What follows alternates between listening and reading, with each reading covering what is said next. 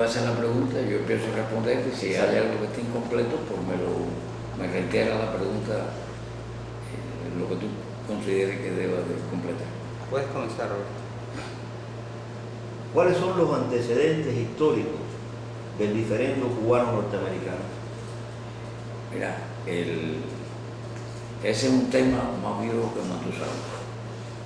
Si eso realmente no comenzó en el año 59, ni empezó en el año 61 cuando se declara el carácter socialista de la Revolución Cubana.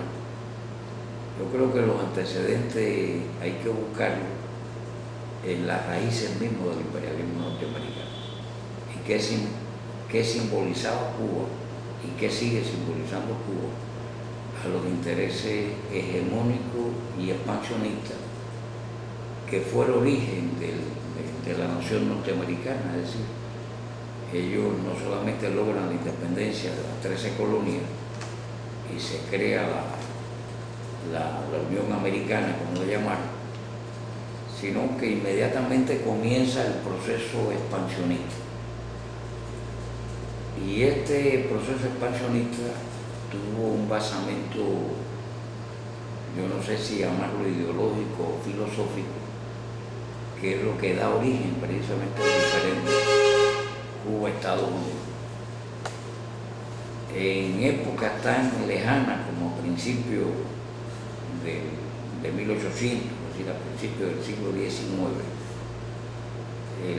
Estados Unidos enarbora la teoría dentro de aquella filosofía del destino manifiesto de que Cuba, incluso en una frase célebre de un presidente norteamericano, de que Cuba como una fruta madura caería del dominio español, del árbol de España, y tendría que caer necesariamente en manos de Estados Unidos.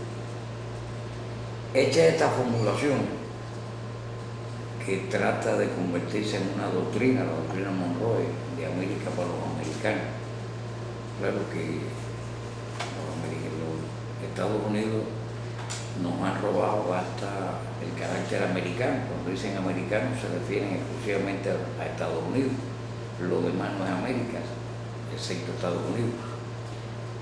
Si uno analiza la primera convocatoria de la primera conferencia panamericana, que Martí como periodista cubrió y tiene artículos geniales que publica principalmente en el diario La Nación de Argentina, nos damos cuenta las proyecciones de dominación de todo el continente que tenía Estados Unidos. Y ahí nace el diferendo. ¿Por qué Cuba en esa época no cae en manos de Estados Unidos? La correlación de fuerzas no le era muy favorable. Era un enfrentamiento no solamente contra España, sino también contra Inglaterra y Francia, que tenían intereses coloniales en la región. Posteriormente, cuando la guerra civil, incluso ellos son los que propician una corriente política, que de esas corrientes políticas está vigente todavía en Miami, la mafia cubano-americana de Miami, que fue el partido anexionista.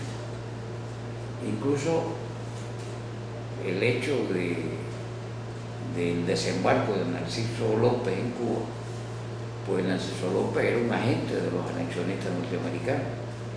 Lo que pasa es que en esos momentos tampoco pudieron apropiarse de Cuba por un problema interno, que fue la guerra de sucesión, y Cuba se sumaba al sur esclavista de Estados Unidos, era una posición más en contra de los antiesclavistas del norte. Pero el diferendo hay que buscarlo ahí, es decir, es un interés que ellos tienen por la posición geográfica de Cuba en primer lugar, no por gusto le llaman la llave del Golfo. Cuba está en una ubicación privilegiada en el trasiego entre el norte y el sur de las Américas, por el Atlántico. El interés que ellos siempre tuvieron, incluso la participación en la guerra hispano-cubano-americana, cuando la guerra estaba totalmente ganada por Cuba, se hizo con esas intenciones, no por gusto.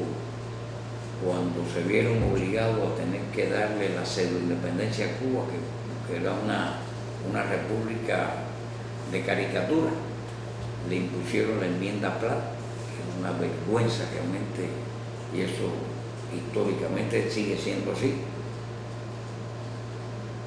Crearon bases militares, afortunadamente nada más que se quedaron con una, con Guantánamo, no con las 5 que estaban en el convenio inicial, y otras que la hicieron después y que la entregaron, como es la famosa base La Cayuga, de San Antonio de los Baños, que era una base aérea norteamericana que después se le entregaron a Batista.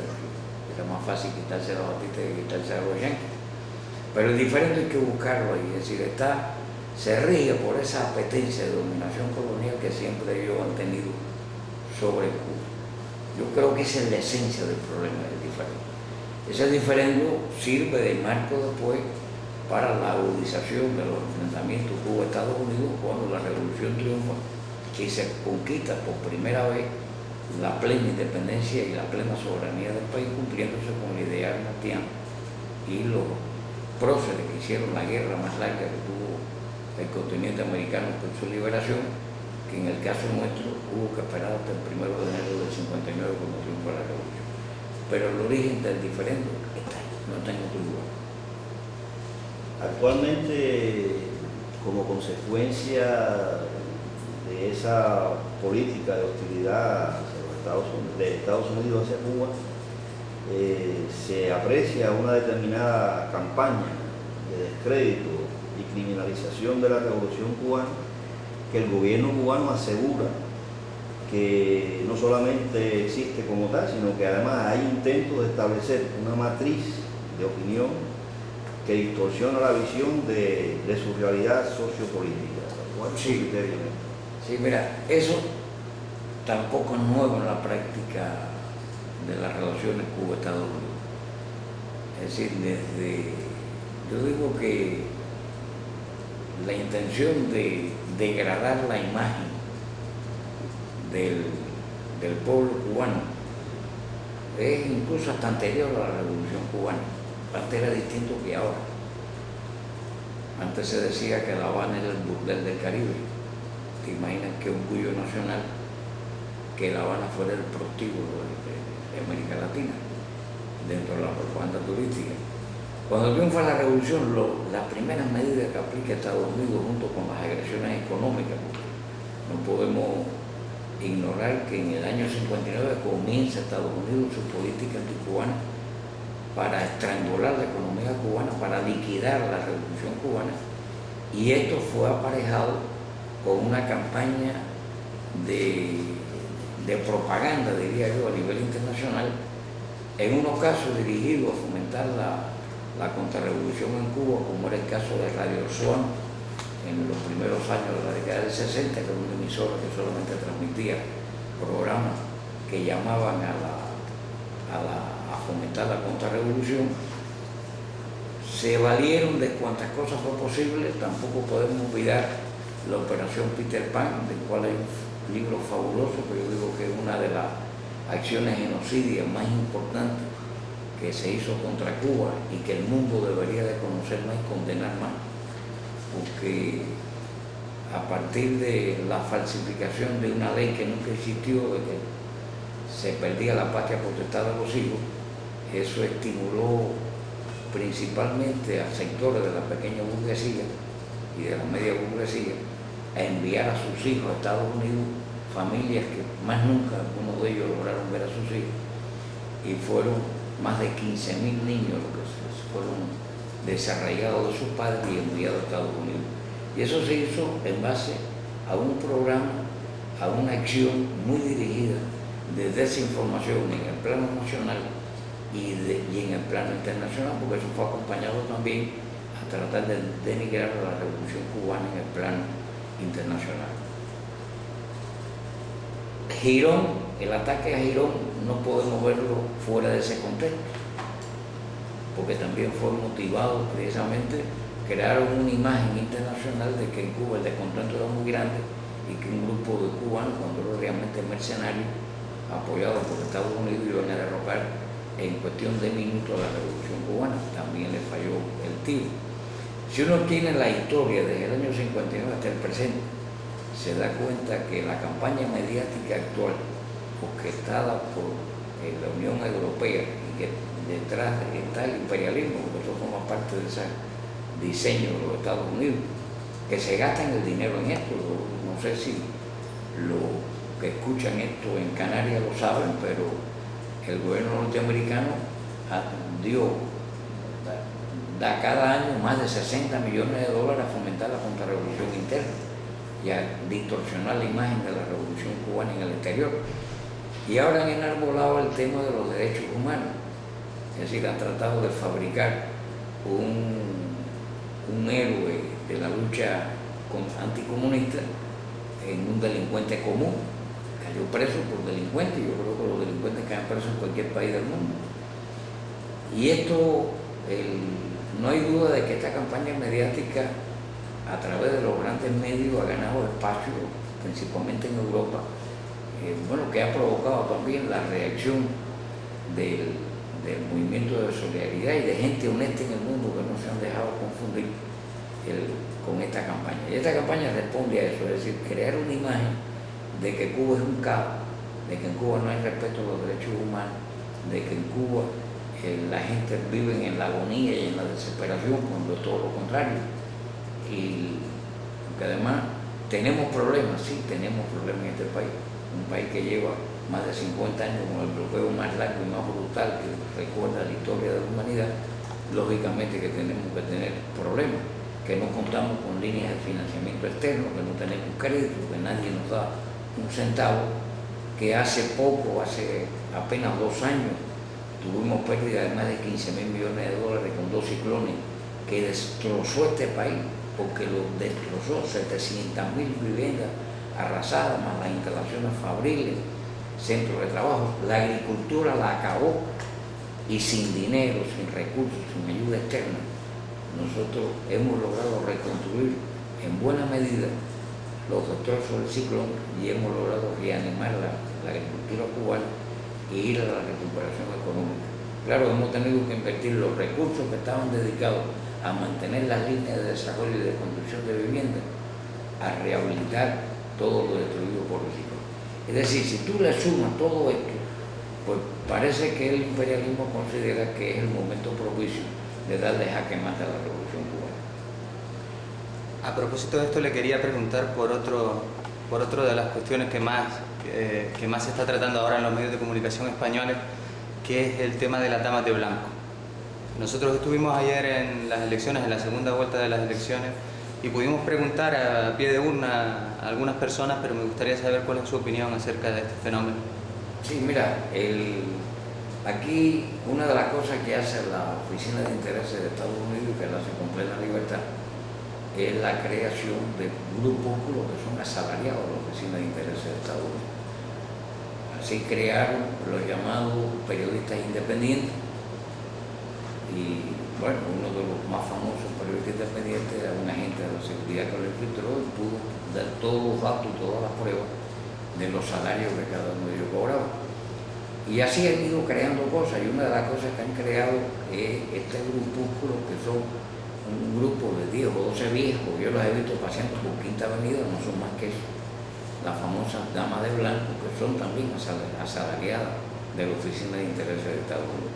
Cuando tú comparas la presencia de 10 o 12 viejas vestidas de blanco paseando por Quinta Avenida y la tiras contra el más de 1 millón de manifestantes en apoyo a la revolución el día 1 de mayo, o de más de 1 millón votando en segunda vuelta ayer en este país, en elecciones que fueron muy transparentes y que seguramente ustedes tuvieron la oportunidad de contactar, de visitar y ver y hablar con la gente, donde se encuentra el agua al coco, es hablando con la gente precisamente. Tú te das cuenta que esto es un grupo de fantoches que no tienen peso, ni deciden en la vida política, ni son nadie, es decir, no responden realmente a ningún interés de otro tipo que no sea los intereses hegemónicos de la Oficina de Intereses de Estados Unidos. Y para eso hay dinero, para eso le pagan. Esas viejas tienen que manifestar porque cobran por eso, como el herrero tiene que trabajar la forma porque cobran por eso, pues estas viejas cobran de eso y de eso viven. Pero fíjate qué cosa más curiosa, porque a veces la gente se montan en los carriles de los grandes medios, en esa propaganda brutal que hay contra Cuba, y no reflexionan y no analizan. En Cuba hay un personaje aquí, que está muy cerca de esta oficina que yo tengo, que es un personaje que lo han hecho un personaje internacional, y es un borracho, un marginal. No sé si ustedes han oído hablar de Pánfilo. Sí, Pánfilo. Pues Pánfilo, Un gran personaje en Miami. un gran personaje en Miami, hijo de madre alcohólica, y él, como buen hijo, pues es un alcohólico, un delincuente. Lo ha convertido en un gran personaje. Pánfilo le da una botella y dice: ¿y tú qué quieres? Yo jamás, aquí lo que hace falta es jamás. Habla así, eso es comida, ¿no? En el argot. Y entonces lo han hecho un personaje, como han hecho un personaje a las damas de blanco y como han hecho un personaje a este tipo de gente. Yo te digo que igual que se han extrañado todas las campañas mediáticas contra Cuba hasta ahora, esta otra también no tiene otro destino que no sea el fracaso. Mira, es significativo. Hay un llamamiento que fue lanzado en México por un grupo de intelectuales mexicanos, entre ellos gente de mucho renombre, como Pablo González Casanova, antiguo rector de la Universidad Autónoma de México, y que tiene en estos momentos de cientos de miles que han suscrito eso, entre ellos un grupo importante de premio Nobel, condenando la campaña mediática. Entonces, ¿dónde está la honestidad? En ese movimiento intelectual de gente transparente, de premios Nobel, gente que conoce la revolución cubana, gente que vive y que sabe cómo piensa el pueblo de Cuba, o en ese grupúsculo de damas de blanco que no representan a nadie. Yo creo que hay que reflexionar a veces sobre estos impactos y sobre las verdaderas razones que tiene esta política que sigue Estados Unidos contra nosotros.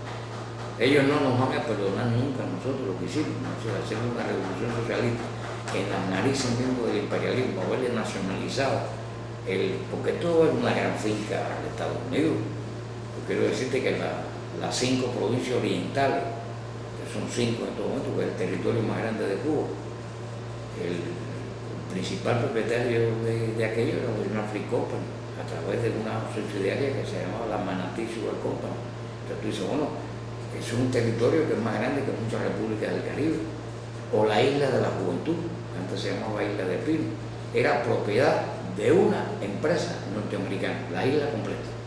Entonces, ¿cómo tú ejerces soberanía en un lugar que el dueño de la isla no eres tú, sino que es una empresa extranjera? Había que nacionalizar. Claro, se le pagaba la compensación, pero Estados Unidos prohibió a los antiguos dueños que recibieran la indemnización del gobierno cubano. Entonces, esa política que va en contra de lo que hemos hecho nosotros para reafirmar nuestra soberanía, pues Estados Unidos ha venido demostrando, y lo sigue demostrando con el actual gobierno norteamericano, de que eso no lo va a perdonar nunca por lo bueno, que hayamos sido realmente dueños de nuestro destino, dueños plenos de nuestra soberanía, y ese es el eje del problema, ¿no? Mencionaste la gran concentración por el 1 de mayo aquí en La Habana.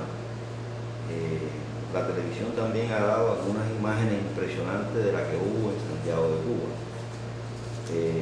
Tengo entendido que eso se hizo en casi todos los municipios del país. Todos los municipios. Indudablemente eso constituye una fortaleza de la revolución, pero ¿qué otras fortalezas considera que tiene la revolución cubana, la sociedad cubana actual? Mira, el 1 de mayo, ayer hubo actos en todos los municipios del país. Hubo lugares en Santiago de Cuba, fue casi medio millón de gente en el municipio de Santiago, la cabecera, porque los demás hubo también. Igual pasó en Las Tunas, igual pasó en Holguín, igual pasó en todo el país. Yo te digo que, en mi opinión, la mayor fortaleza que tiene la revolución es el nivel educacional y cultural que tiene el pueblo cubano. Si siguiendo la órbita martiana de que ser culto es la única forma de ser libre, nosotros hemos garantizado la libertad de este pueblo a través de los planes tan amplios de educación y cultura que se han aplicado. Fíjate que una de las primeras medidas que hace la revolución cubana, después de haber hecho la reforma urbana, la reforma agraria, las primeras leyes económicas, fue precisamente la campaña de alfabetización en el año 60, que erradicó el analfabetismo en Cuba. Pero si tú tienes nada más que las nociones elementales de saber leer y escribir, pues estás mal. Hubo que darle seguimiento, hubo que montar, rediseñar la educación cubana. Y para orgullo nuestro, Cuba en estos momentos tiene el nivel de escolarización más alto del continente. Así que aquí el grado medio es de secundaria, toda la población. 1 de cada 5 trabajadores son graduados universitarios. El 78% creo que es de la masa trabajadora son técnicos medios. Pero además el concepto de la cultura general e integral permite que tú te pongas a hablar con una gente de servicios comunales y el tipo te hable de la obra de Picasso o te hable de literatura, que compra libros y lee, o te habla de música, que sabe, y no solamente de música popular. Es decir, ese concepto de la cultura general e integral, vinculado a los procesos de educación, que la televisión se ocupa también de ampliar eso. Aquí hay 2 canales educativos con programas formidables. Hay uno en que yo lo he seguido de cerca, que se llama ¿Qué pasó en el Medio Oriente?, que son clases sobre la historia del Islam, la historia de...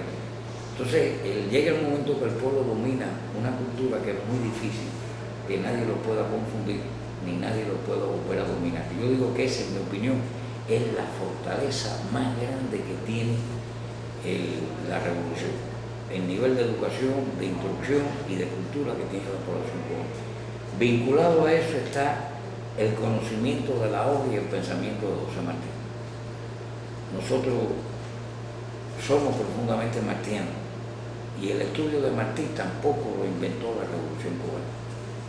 Yo recuerdo que yo me hice martiano, no en el movimiento 26 de julio del 4 de miembros, sino cuando yo llegué ahí ya yo era martiano y era casi un niño, porque yo me hice martiano en la juventud masónica y el AJEFIM me enseñó a estudiar y a valorar a Martí. Y como yo, mucha gente. Entonces, ese estudio de la obra y el pensamiento de Martí, en el cual no tiene contradicción ninguna con las prácticas socialistas, con el pensamiento de María Engel. Yo creo que la Revolución Cubana ha demostrado que el pensamiento martiano y el pensamiento de María Engel son perfectamente compatibles y se puede hacer una revolución basada en esos principios, porque los dos son principios justos.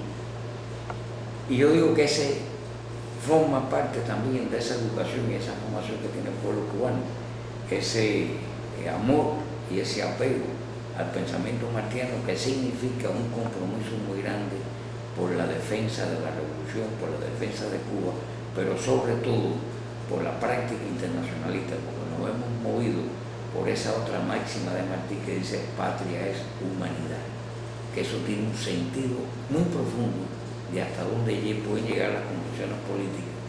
Y yo creo que eso movió a los voluntarios cubanos cuando fueron a la guerra civil española contra el fascismo. Y es lo mismo que movió ir a Angola y derrotar a los sudafricanos y garantizar la independencia de Namibia, una colaboración muy importante, altamente valorada en África, que ningún cubano fue obligado a ir. Fue por un problema de orgullo nacional. Y yo digo que ese pensamiento profundamente antiimperialista y ese pensamiento político de Martí, basado en la idea del bien, en el amor en José Martí, en las concepciones patrióticas, que forman parte de ese proceso de formación y educación del pueblo cubano, yo considero que es una fortaleza grande, muy grande que tiene la revolución.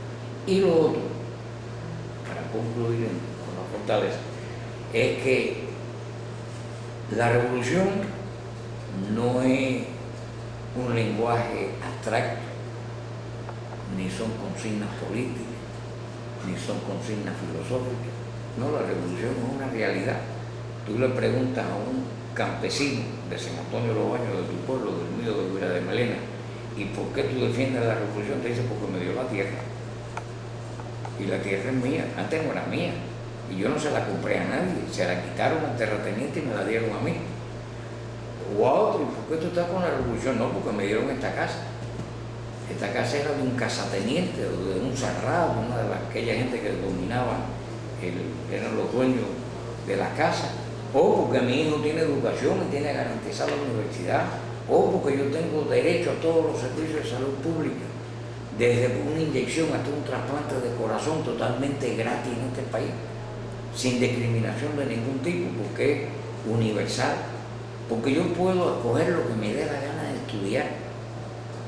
Entonces yo creo que hay muchas realidades concretas y tangibles de la revolución que también forman parte de esa concepción revolucionaria que tiene el pueblo cubano, que es otra de las fortalezas, porque es lo que lleva al pueblo cubano a cualquier sacrificio, incluso de ofrendar la vida por defender a la revolución. Y yo creo que de esto no hay que hablar mucho, porque lo hemos demostrado a través de la historia y lo seguimos demostrando.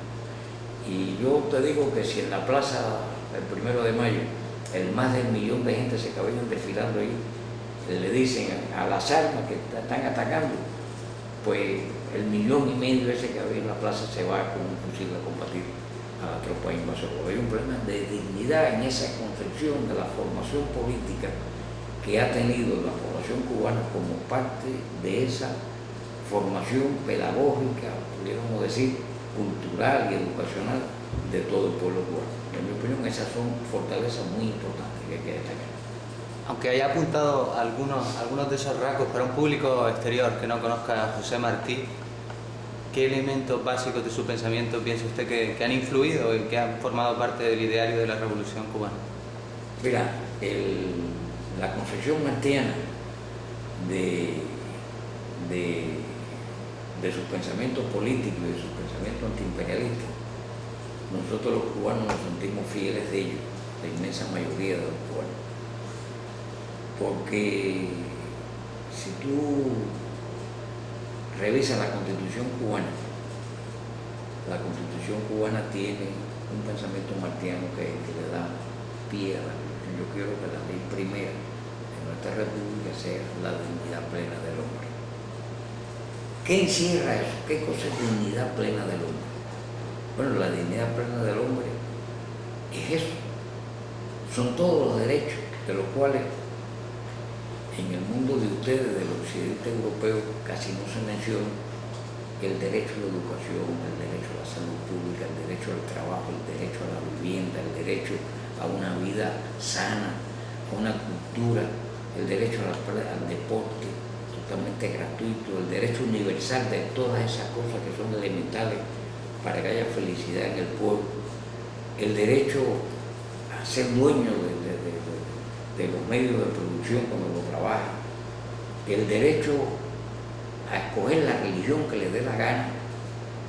Y en Cuba es un mosaico religioso lo que hay aquí, hay gente que practica más de una religión simultáneamente por la simplificación que tienen los cultos.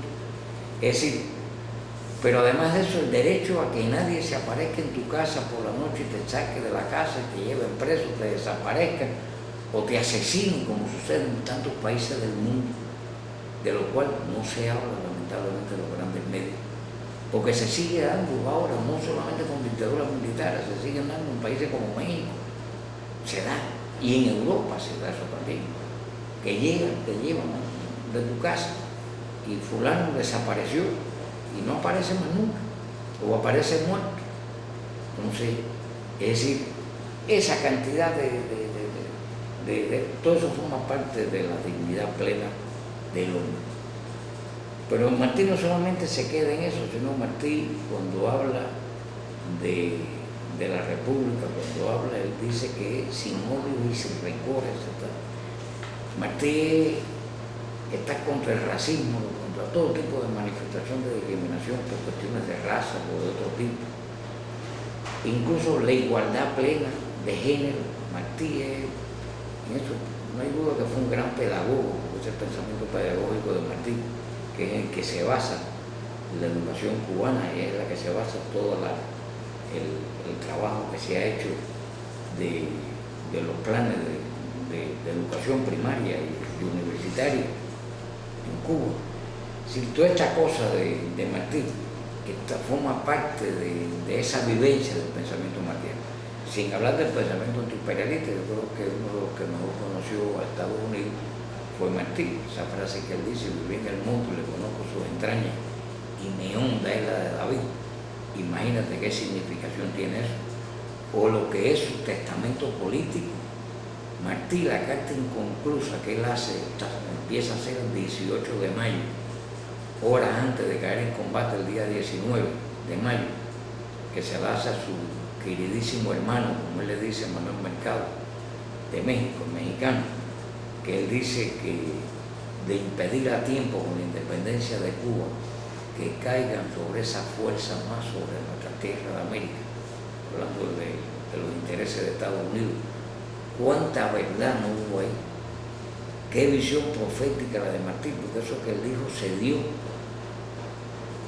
Intervienen en la guerra, se posesionan de Cuba, extienden su dominio por todo el continente, cosa que venían intentando desde hacía tiempo.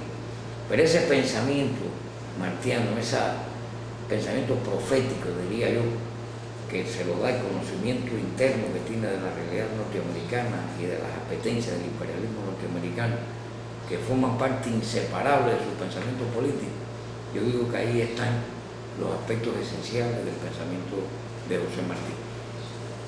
Y en esto no podemos olvidar la ética martiana, no podemos olvidar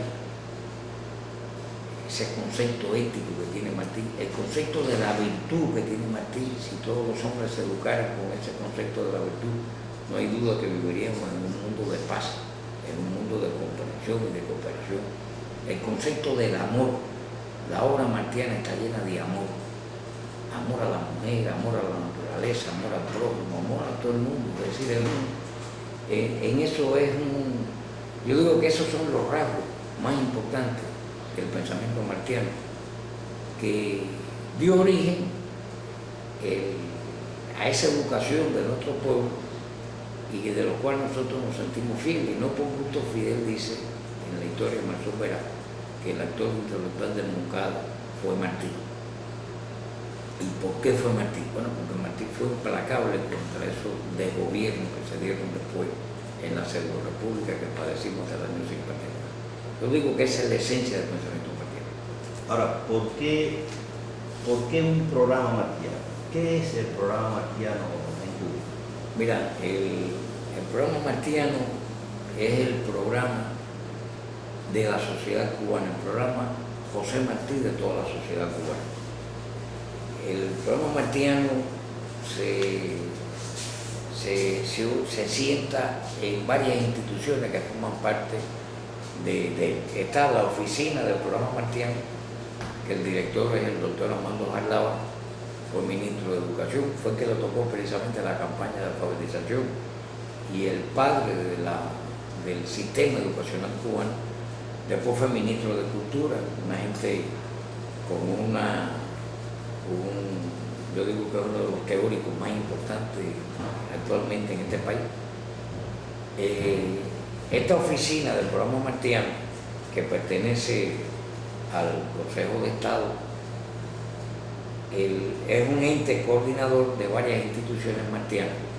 Una de ellas es la Sociedad Cultural José Martí, que es un organismo independiente, es una ONG que está estructurada nacionalmente a través del Club Martiano, que existen en todos los municipios del país, en todas las cabeceras provinciales, con instituciones que coordinan los clubes martianos, que tiene además esos clubes martianos en algunas instituciones, en algunos organismos, en algunas empresas, y que hacen un trabajo formidable de divulgación del programa martiano, pero con sentido práctico.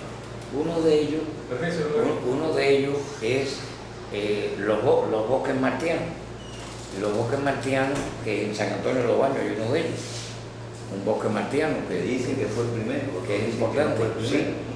Ahora, estos bosques, ¿qué cosa es? Es un poco la educación martiana del amor, de la conservación de la naturaleza, porque Martí parece que previó que íbamos a tener un gran conflicto con la naturaleza en el futuro, y él dedica mucho trabajo a la naturaleza. Estos bosques martianos responden a eso, a la formación y a la educación de las masas en el amor a la naturaleza a través de del pensamiento martiano.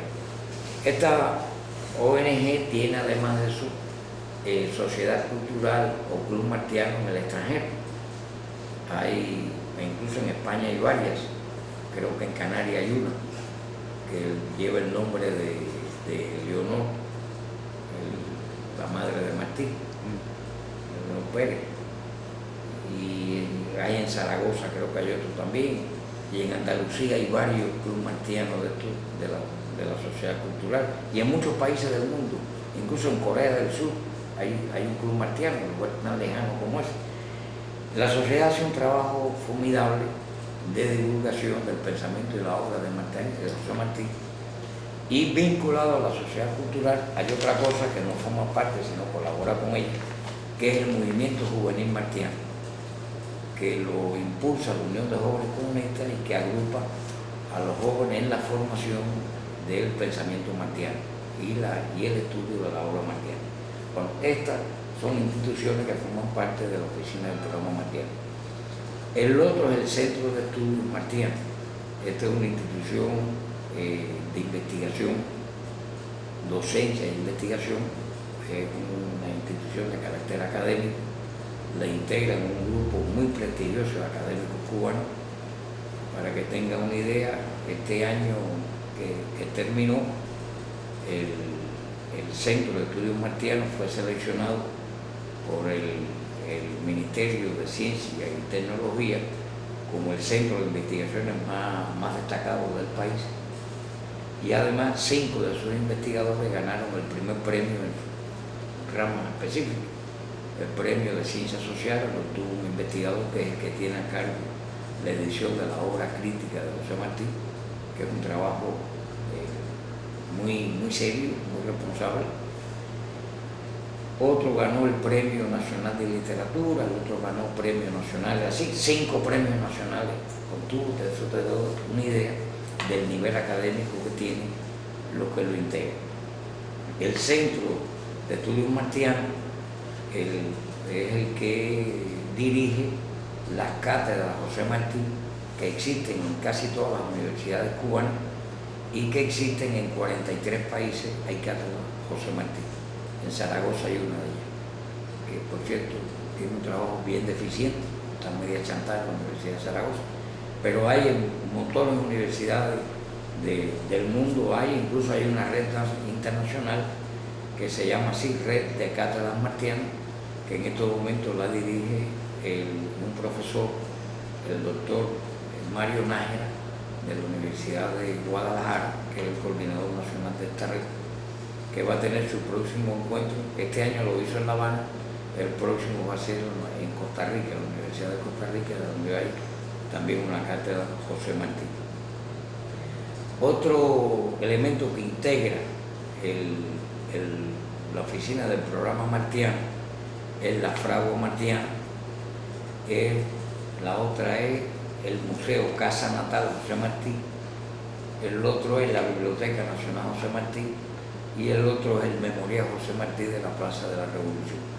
Si cada cual con sus funciones y sus tareas, que son organismos independientes, si se coordina con la oficina del Programa Nacional Martiano a través de un comité que existe de instituciones martianas que patrocina la oficina del Programa Martiano, y esto permite dar una coherencia muy grande. Para que tengas una idea, una cosa práctica que te quería comentar, ahora para el 19 de mayo tuvimos una reunión el jueves pasado o el viernes pasado en la Sociedad Cultural José Martí, donde se acordó el plan de trabajo de todas las instituciones martianas, coordinadas por la oficina del programa martiano, de conmemoración del 19 de mayo. Y hay un montón de actividades nacionales en todo el país, no solamente las actividades centrales que tenemos previstas, que el acto más importante, el acto central,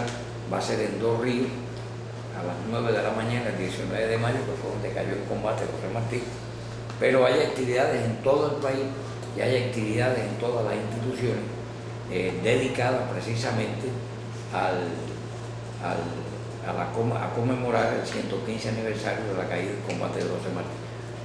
actividades muy diversas, van exposiciones de artistas plásticos, conciertos, jornadas como esta que va a ser, otra que se revive la ruta de José Martí, incluso hasta una acampada en el bosque martiano de San Antonio de los Baños.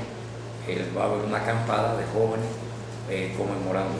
En fin, esto te da una idea del trabajo que se hace.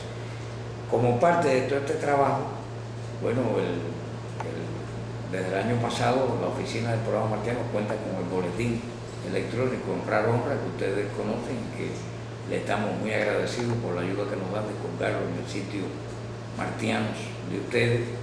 La red Martianos. La red Martianos. Cuenta con este boletín que sale semanalmente, que no es un boletín de noticias, aunque a veces sale algunas noticias, sino un boletín más bien de contenido, con trabajos que se hacen. Y esto forma parte del trabajo, es decir, la publicación de obras, no solamente de Martí, sino sobre José Martí. Muchos de ellos son conferencias de Armando Hart, otros son conferencias de otros investigadores o trabajos que se hacen en ocasión de alguna efeméride como la que hemos tenido en este año, que se han cumplido 115 aniversarios de muchas cosas: el inicio de la guerra, el desembarco, el manifiesto de Montecristi, la caída de Martí ahora. En fin, son acontecimientos importantes en el calendario martiano que son objeto de coordinación de la oficina del programa martiano. No sé si entendieron. Sí. Ahora, en el caso específico de la proyección internacional, el programa martiano ha celebrado, creo que 2 conferencias, una en México y una en Venezuela. Martí Juárez Lincoln fue la primera, nosotros tuvimos, y ahí se menciona algo novedoso: la alternativa martiana para nuestra América. Sí. ¿Te puedes referir a eso y explicar en qué consiste mira, esa alternativa? El origen de la alternativa martiana está cuando se le confirió el Premio Internacional José Martí que otorga la UNESCO. Se le dio en el año 2006 a Hugo Chávez en un acto que hubo en la Plaza de la Revolución, y Chávez hizo el comentario de que si está en aquellos momentos se llamaba Alternativa Bolivariana para Nuestra América, que actualmente se llama Alianza, pues debería de crearse la Alternativa Martiana para Nuestra América. Aquella idea de Chávez estuvo un poco en remojo, se hicieron algunas cosas nacionales, y en un tránsito que hizo Hart con Monterrey, dio la idea de convocar una conferencia internacional que permitiera, que cumpliera varios objetivos y que diera origen precisamente a la creación de la alternativa martiana para nuestra América. Los objetivos que se persiguieron en esta primera conferencia, que se llamó así, Martí, Juárez y Lincoln en el alma de nuestra América, alma no de corazón, sino de alternativa martiana. Primer objetivo es que tenía que ser un evento plural, un evento en el cual no se excluyera ninguna corriente ideológica o filosófica, que todos los que estuvieran compartieran la necesidad de construir un mundo mejor y alcanzar un mundo mejor, sin injusticia social, que no fuera excluyente, sino fuera incluyente, sin ningún ismo que pudiera excluir a nadie, donde marxistas, cristianos, de la teología de la liberación y otras corrientes pudieran encontrarse, donde se garantizara un diálogo entre generaciones, porque hay una urgente necesidad de reconquistar el movimiento juvenil y estudiantil, al cual al parecer los grandes medios y la política dirigida por el imperialismo y las oligarquías nacionales, por lo menos en América Latina, es como si le hubieran dado lijas de esmerir en el cerebro, que están enajenados a través del sexo, la droga, y creo que hay que volverlo a ganar por el movimiento revolucionario y para la tendencia esa de construir un mundo mejor. Segundo, garantizar un diálogo entre naciones, no solamente entre las naciones latinoamericanas y caribeñas, sino un diálogo entre nuestra América con la América que no es nuestra. Me refiero a Estados Unidos.